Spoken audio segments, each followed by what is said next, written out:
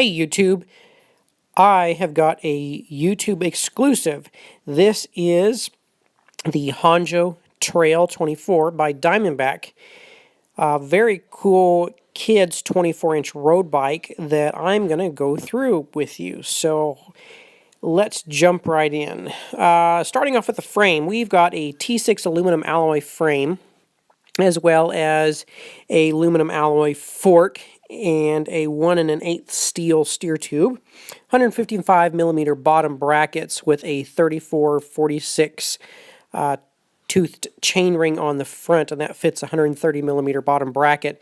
So that's nice that if you ever want to switch out those chain rings, it's a standard size. On the rear cassette, we've got a Shimano 8-speed 1128 cassette. The front and rear derailleurs, as well as the shifters, are Shimano Claris 2400 STI drivetrain. Cool thing, we've got Tektro mechanical rotors, or they're disc rotors, and they're 140 millimeter rotors. The tires on this thing are a little bit bigger tires, and they're Kendra cyclocross tires, and they're a 24 by 1 3/8. Let's see, handlebar, we got a 400 millimeter wide handlebar, which is a standard size clamp diameter of 31.8 millimeter. And then we've got a 1 1/8 threadless headset. Standard KMC chain, 14 gauge steel spokes on the tire or the wheels. So quite nice components. Now, if I haven't said it already, I really like this bike. I'd wanted to get my son a real road bike for quite a while. So far, he hasn't been tall enough and has just been on his mountain bike.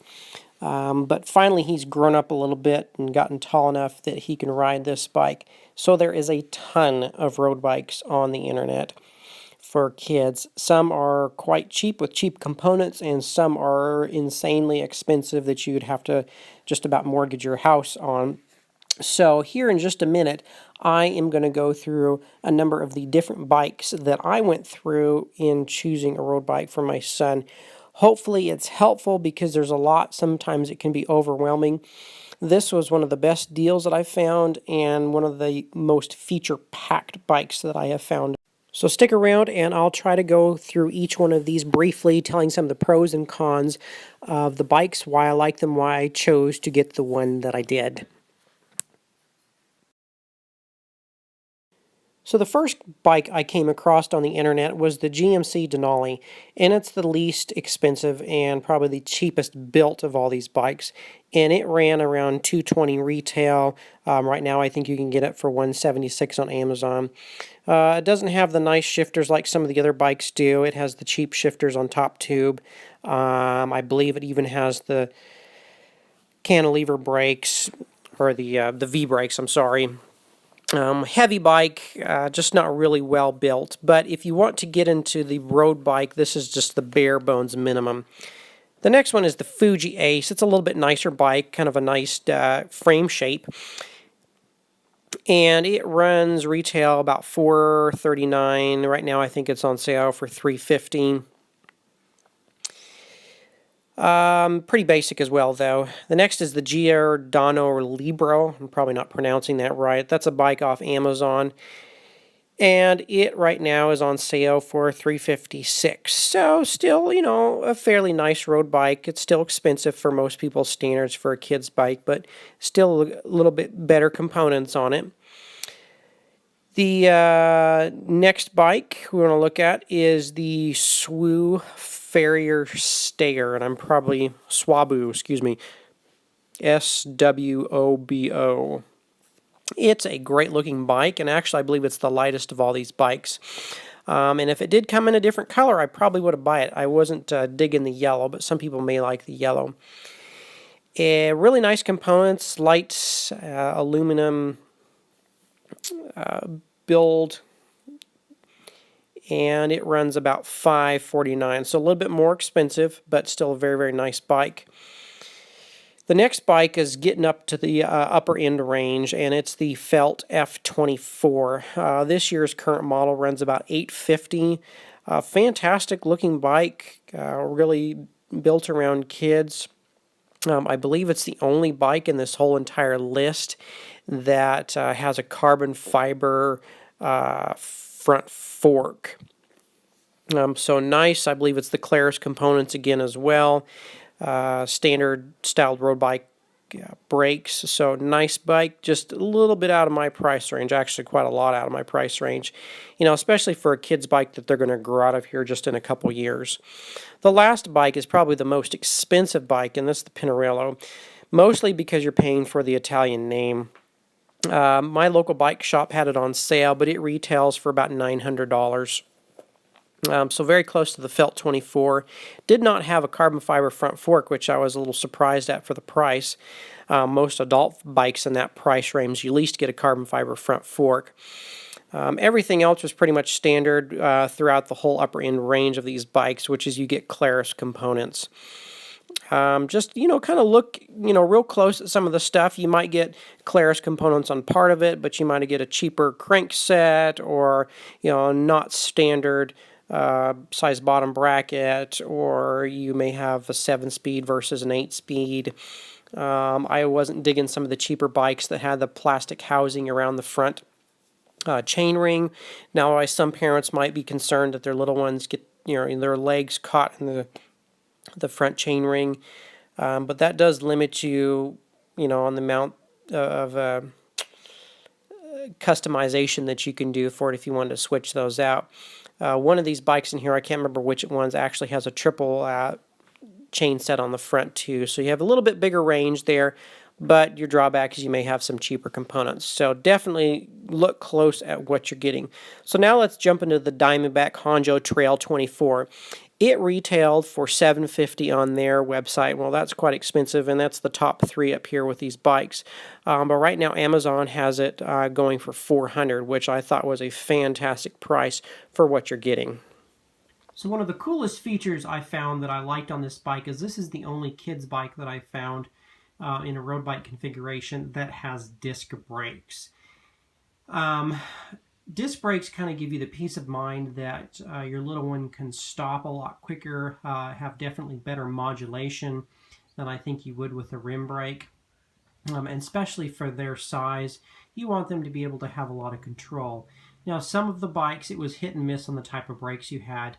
You would either have the lever brakes, or you would have the V brakes that would typically more on a cross bike. I don't particularly like the V brakes. I don't think they stop quite as good. You have to fiddle with them a little bit more. So when I saw the option for some disc brakes, I thought this was quite cool. One of the nice features that they set up on this bike is the fact that they didn't run any cabling on this top tube here. So if the little one did want to use this in a cyclocross type setting where they'd have to pick the bike up, you don't have any cables or anything running up here, and they can pick the bike up easily without running into cables. Most of these cables down here are sealed. Now this one is an open cable for the shifter, but your disc brake housing is all completely sealed for you. It does not come with, well, it does come with pedals, but I changed the pedals out. Now, once my son grows a little bit and his shoe gets big enough, I will probably switch these over to clip-in style. But I had some extra mountain bike pedals, and I got these off of eBay for, I think, about $12 or something like that, and they work pretty good for him. So I just measured the height of my son, and he is right at about 50.5 inches, just a hair under. So standover height wasn't too big of a problem. It's more of the reach, and he's still a tad short for that. So the current setup on the stem comes with the 60mm stem with a 6-degree rise. I saw some post where somebody had purchased a 70mm stem with a 35-degree rise, and so I did get this for him, and it seems to work out quite well. He's not stretched out quite as much, and he can reach just a little bit better. So giving you a quick little look over, we've got the top lever brakes.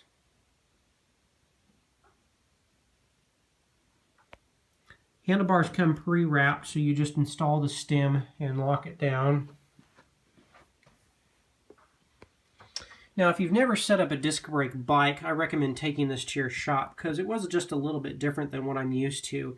these mounts here come loosened, so you have to center them over your caliper here, so they're centered, and then you have to tighten the cables down and adjust them. And you have a set screw on the other side. Let me show you here. That adjusts how far in and out your brake pad sits.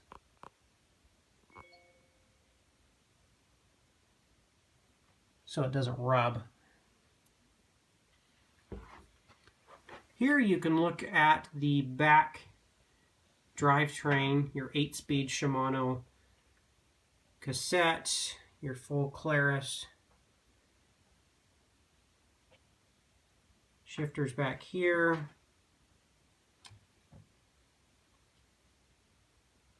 $110mm bottom bracket, so that is nice that it's a standard size, so you can change these chain rings out in the future if you want, and it will bolt right up.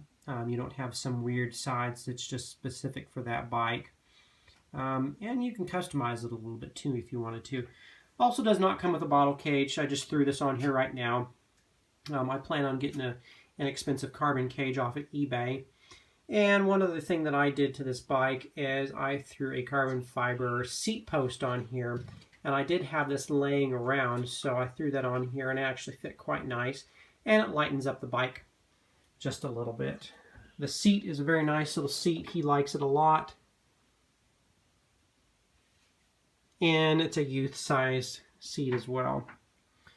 Super happy with the bike, and I'll throw up a little video at the very end showing you my son riding it. If you guys have any more questions about it, please give me a holler or leave something down in the comments.